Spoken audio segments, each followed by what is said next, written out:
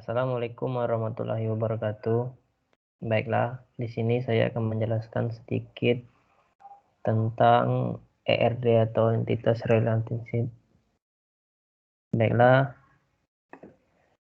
Nah, di sini ada beberapa entitas seperti pengajuan, pengeluaran karyawan, status karyawan, kode, periode, dan pemasukan. Nah, jadi di sini saya akan menjelaskan ERD ini, diagram ini.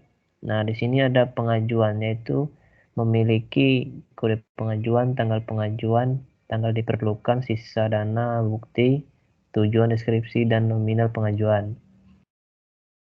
Jadi pengajuan ini memiliki pengeluaran, yaitu di mana pengeluaran ada nominal transfer, nominal keluar, kode keluar, tanggal keluar, pajak, bukti keluar, dan deskripsi.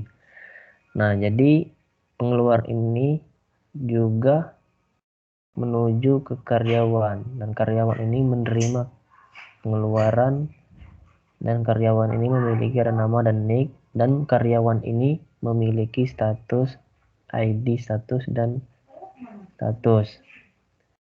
Dan juga pengajuan ini memiliki kode, yang dimana ada jenis kodenya dan kodenya. Pengajuan juga memiliki pemasukan, di mana pemasukan ini ada kode masuk, pemasukan bersih, dan juga memiliki periode.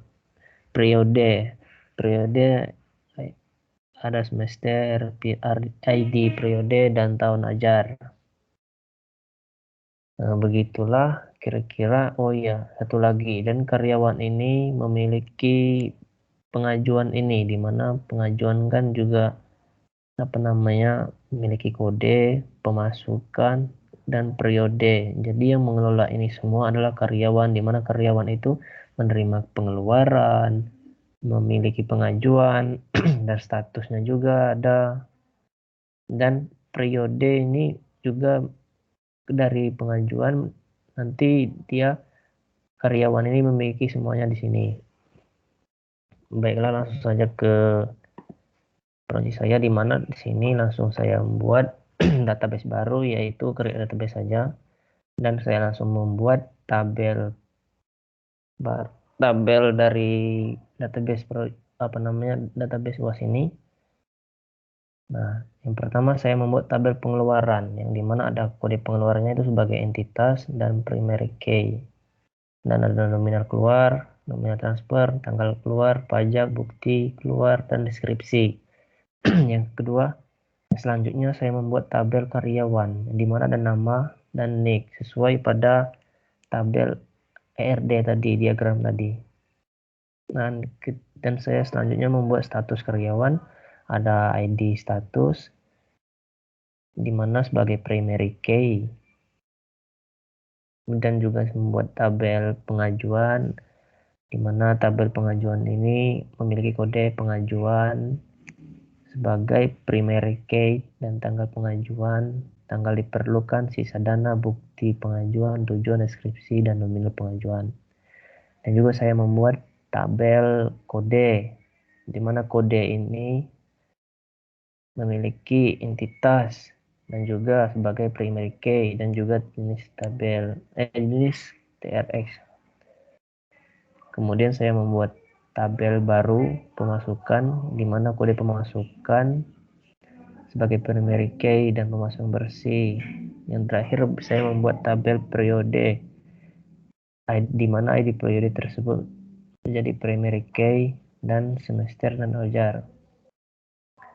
Kemudian saya membuat create prosedur tampil UAS, di mana dari from database UAS, di mana di sini saya membuat prosedur insert karyawan atau menambah karyawan, di mana ada ID karyawan, itu tipe datanya char, versi 12, nama karyawan. Nah, di sini. Kemudian selanjutnya saya membuat trigger. Trigger di sini saya membuat dua, di mana ada data pengajuan dan hapus data pengeluaran. Bisa dilihat sebagai berikut. Dan untuk tabel diagramnya bisa kita langsung lihat di sini, langsung tambahkan saja.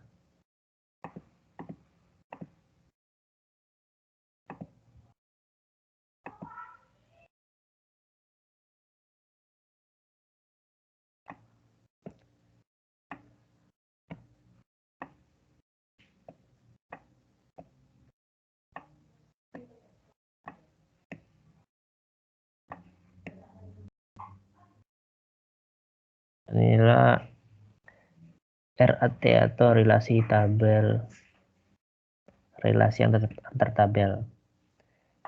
Bisa lihat di sini ada karyawan, pemasukan.